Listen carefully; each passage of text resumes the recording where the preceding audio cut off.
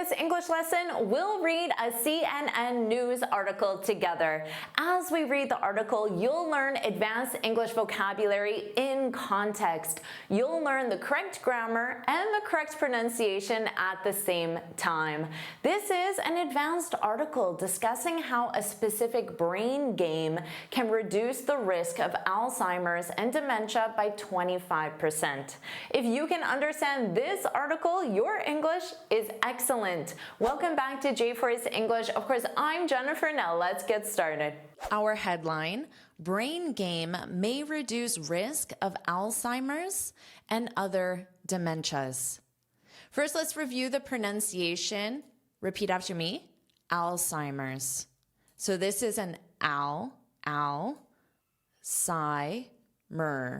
And there's an apostrophe S because you can say Alzheimer's disease, but most of the time you don't need to say disease. A lot of the time natives will just drop it.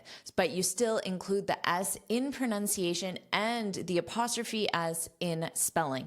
Alzheimer's. Alzheimer's. And here, dementia. So notice this is pronounced as cha, cha. Now, it can be singular or plural, dementias. That means there's more than one. So you may see it as other forms of dementia, other types of dementia. That would be quite common as well. And notice here it says brain game. This is important because if it said brain games, and there were an S on games, it would mean the general category, which means all games. But because it is singular brain game, it means a specific game. And this is a screenshot of that specific game. Now, grammatically, because game is a singular countable noun, you must use an article in front of it. An article being a or the, or you could even use a possessive my brain game, our brain game, for example. But in headlines of news articles, you do not need to add the article. It's just a commonly accepted thing. But you must say a brain game, this brain game, the brain game once you get to the body of the article, and always in spoken English. Let's review this example. Games are fun. Now, because games is plural and it starts the sentence, it means all games. It's talking just about the category. Games are fun. Now, of course, because games is plural, you need your plural verb. Now, you can say this game is fun as you are playing a specific game. So it is a specific one. I'll add that here. Specific game. Now, game is fun in spoken English, because it's not the headline of a news article. This is grammatically incorrect because game is singular, so you need an article or a modifier in front of it. Don't worry about taking these notes. I summarize everything in a free lesson PDF. You can find the link in the description. Now let's keep reading and learn about this game. A certain type of brain training appears to prevent or delay dementia by some 25% in people older than age 65. Okay, here, a certain type of brain training. This is the game. So brain training, that just represents the game that they mentioned in the headline.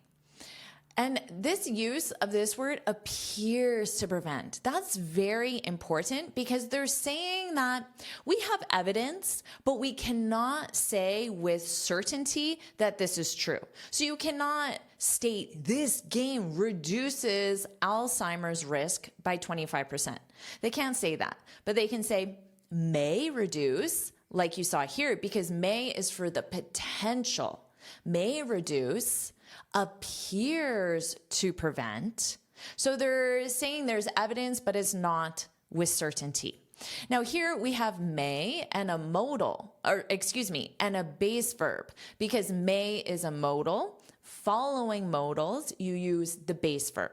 This is not regular sentence structure in English. This is specific to modal verbs.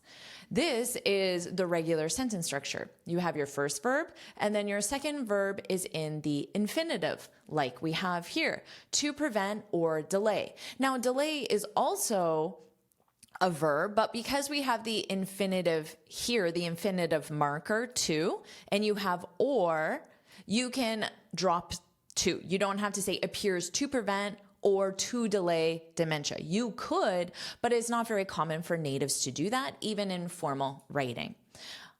Appears to prevent. Now, this is with an S because this is your subject. And let me ask you, is this a singular concept or a plural concept? Well, there's one, a certain type of brain training. It's singular. So that's why we have appears with the S, because it's in the present simple conjugated with he, she, it. This as a subject is it appears to prevent. The game, the training, it appears to prevent or delay dementia by some 25%. By some means approximately. It's not the most common way, to be honest. So you can just stick with approximately. Other common ways, but sound more casual, would be around 25%, about 25%. Those are more casual. Approximately is the more formal. By some, that's what it means, but is not the most common. By some, 25% in people older than age 65. You don't need the word age here. You could just say older than 65, younger than 80. According to new research. Now, research is uncountable, which is why we're in the body of the article. And when I say article, I mean news article, but there is no article grammatically, an, because research is uncountable. And uncountable nouns don't take or an, because those are only used with countable. But here we have a type, because that is countable. Let's keep reading. Participants who did up to 23 hours of a specific type of cognitive training. Now here, notice you do training. That's why they're using did, because you always have to think of what your verb goes with, or whatever the part of speech. If it's a noun, you have to think about what word it goes with as well. So whatever the part of speech. So here you do training. I did 30 sit-ups at the gym. So that would be a type of physical training. But here they're talking about cognitive, which is related to brain. That's why in the headline they use brain game, because that's the everyday word for it. Cognitive is a word that's used in research circles or amongst professionals. But with everyday speech, everyday people like me, I'm not a brain researcher, I would say a brain game. And participants, this represents people who participate. And what did they participate in? Well, some sort of training. So some sort of training, research study, where researchers determine the effectiveness of this brain game. So participants, people who participate, it can be singular or plural, but there was more than one. So in this case, it's plural. We don't know how many, they haven't specified. Participants who did up to 23 hours of a specific type of cognitive training called speed training over a 3-year period. So this is for the duration. So if it started in 2018, well, then it ended in 2021, of course. That's the 3-year period. And here, 3-year functions as an adjective. That's why you don't see an S on here. But 23 hours is a noun. So nouns are singular or plural. Adjectives do not have a plural form. It's the noun, which is period, a period. But a represents a period. Well, what type of period? Because remember, adjectives give more information. A 3-year period. were found to have a dramatic 25% lower risk of developing Alzheimer's and other types of dementia over a 20-year follow-up period.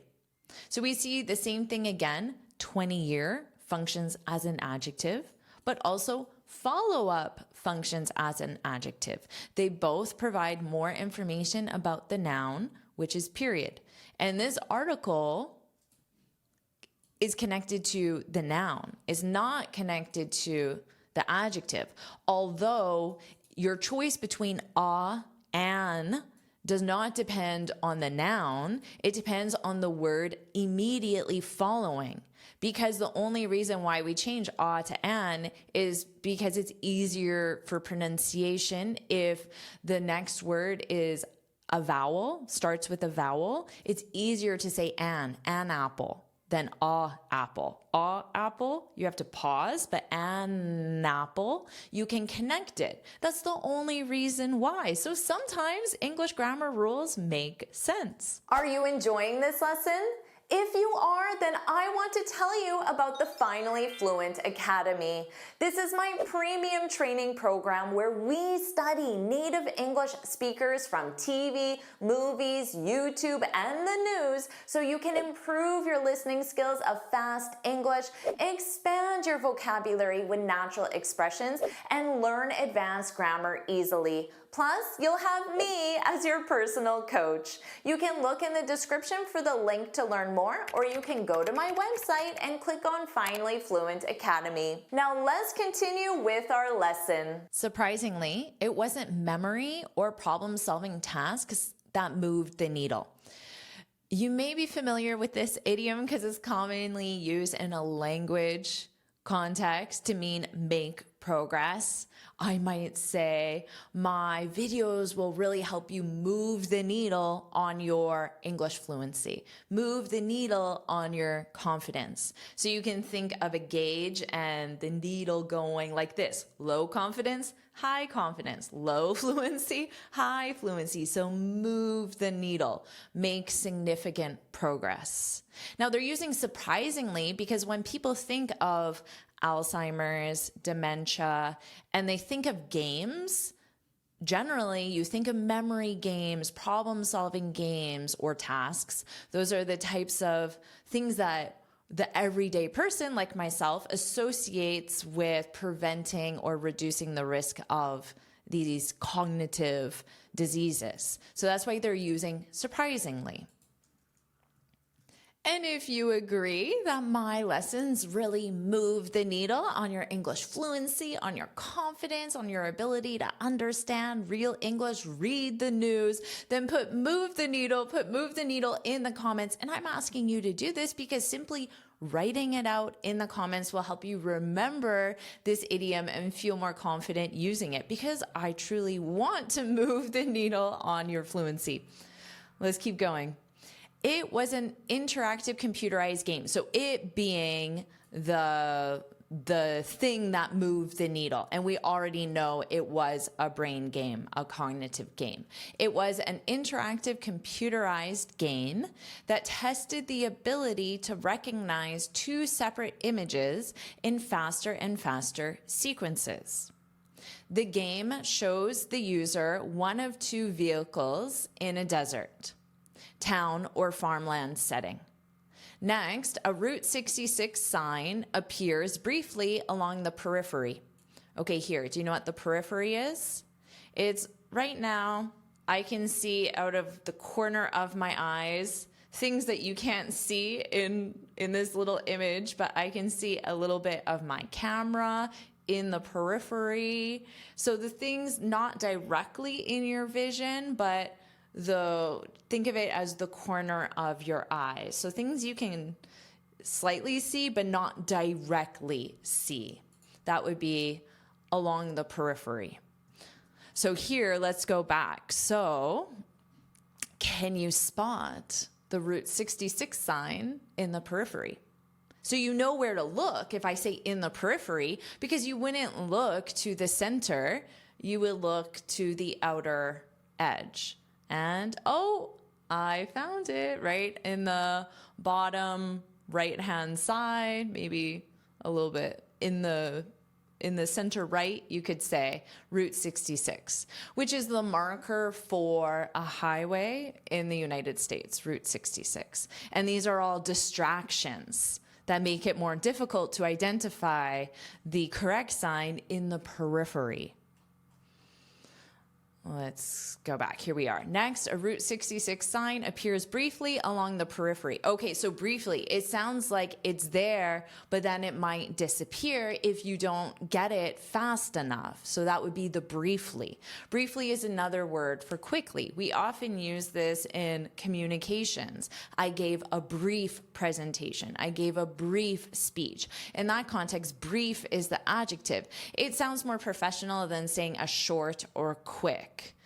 Here, briefly is an adverb. It modifies how quickly it appears. So it modifies the verb. It appears briefly along the periphery, surrounded by additional distracting road signs. And you already saw all the distracting road signs. To do the training accurately, the player must click on the correct car or tractor and the location of the Route 66 sign. As players improve, the images disappear increasingly quickly. Well, it sounds like good training for everyone, not just for older adults. Let's keep reading. Adaptive dual attention games. So dual means two. So you have your attention here and here. Dual attention. Adaptive dual attention games use implicit learning, which is an automatic acquisition of knowledge or skills without conscious awareness of what is being learned. So children generally learn most of their skills through implicit learning. It's just automatic. They're not consciously reading a textbook on how to walk. They just learn how to walk without conscious awareness of what is being learned. So implicit learning. Implicit learning uses different parts of the brain than solving problems or understanding the meaning of words. Alzheimer's and other dementias are complex disorders. You can't just eat a magic blueberry or play a game on your cell phone or do any one single thing, one researcher said. So here we have quotation marks, so you know these words are coming from someone specific. And sometimes they will identify who said it at the beginning. Sometimes it could be in the middle. And then, like we have here, it's at the very end. One researcher said. Now, this is not a specific person. They're focusing more on the job title rather than the name of the person, because if they gave the name of the person, I wouldn't know who it was. You wouldn't know who it was. But when I see that, oh, this is a researcher, I give more importance to the information compared to if it were just Bob said or Jennifer said. Well, who are these people? What are their credentials? So that's why here they're just focusing on one researcher said. So let's go back to what this one researcher said. You can't just eat a magic blueberry. So here he's including the word magic to counter some of the advice that, oh, just eat blueberries and you'll reduce your risk of Alzheimer's or dementia. So he's saying, without directly saying it, he's criticizing that advice. He's making it sound like, oh, it's too simplistic. It's not like this blueberry is magic. So he's communicating a lot without directly saying it. So you have to read what he said and then interpret his meaning. And you can get that just based on how he's calling it a magic blueberry. So that sounds like quite demeaning or critical of some conventional advice. You can't just eat, and just means only. So if all you do is eat blueberries, you're not going to have much of an impact, according to this one sentence. Again, I'm not a brain researcher. That's not official advice from me. But as a teacher, maybe I would say you can't just just study for 5 minutes a day and expect results. So I'm minimizing your effort. I'm saying it's not enough. Or play a game on your cell phone. Or do any one single thing. Now, single means one, so technically this is redundant, meaning it says the same thing twice and is not necessary to include. But often we will use words that are redundant simply to sound more dramatic, to emphasize our point. Or do any one thing, any single thing. So you could say those separately. Any one thing, any single thing. Or you can combine them together to sound more dramatic. Or do any one single thing, one researcher said. Grammatically, you can say you can't do one thing. But here you can also say you can't do a single thing. But notice the difference. One replaces the article. Because a means one. So you don't need to repeat it. You can't do a thing. That's correct. You can't do one thing. But here, it would be incorrect grammatically to say you can't do single thing. Because single in this case represents the adjective and thing is the noun. You can't do thing.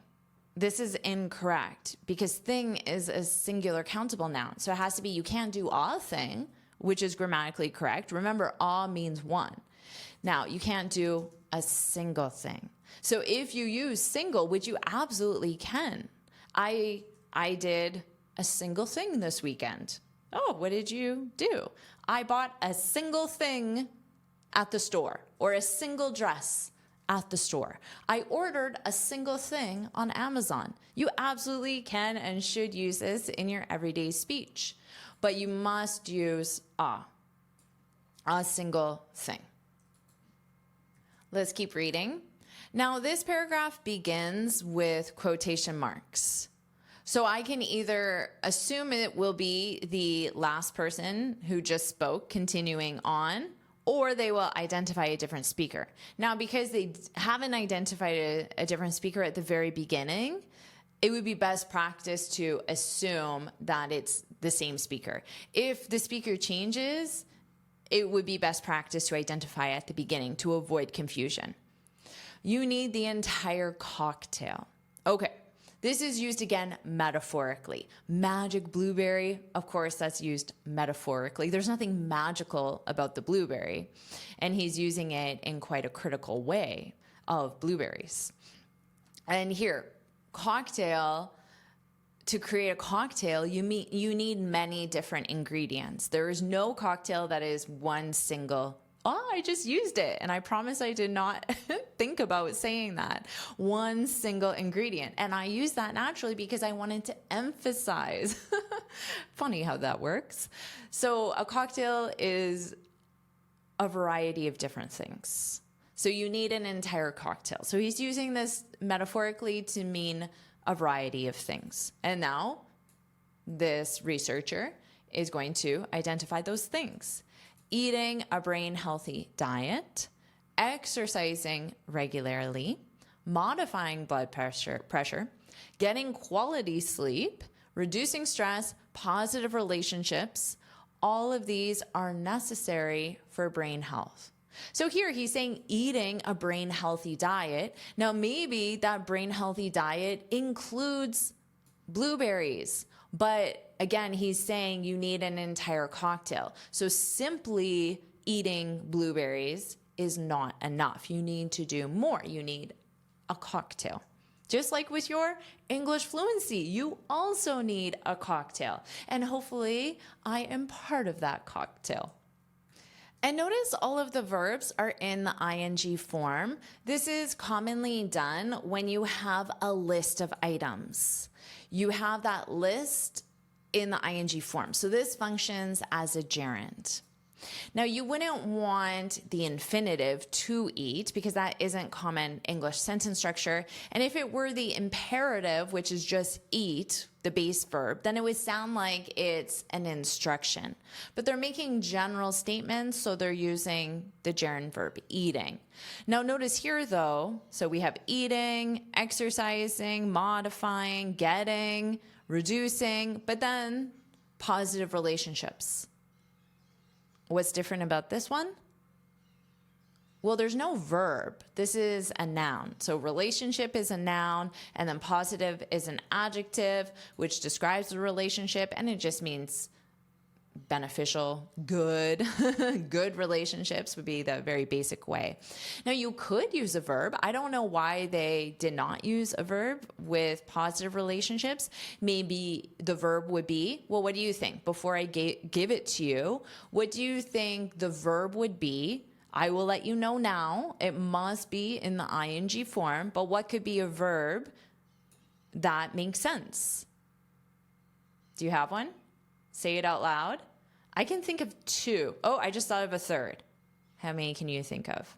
Maybe I should leave this as a quiz and you can put it in the comments. But I'll give you the answers. I don't want to leave you hanging. Leave you hanging. That's an idiom, which means, well, exactly that. If I tell you that I have 3 options, but I don't share them with you, I left you hanging. I did not finish the thought, or I didn't end it with the conclusion. Basically, I left you hanging. So the ones I thought of, the first one I thought of was maintaining. We commonly use the word maintain relationships. That suggests you already have good relationships and you want to keep them at that good state. Now, the second one I thought of was creating. Creating means you don't already have those relationships. So you can't maintain something that you do not have. I can't say I need to maintain my Japanese fluency because I don't know any Japanese. So that doesn't make sense. So maintaining, creating, and then the third one I thought of was building. So building sounds perhaps like a combination of both, but it sounds like it could be creating.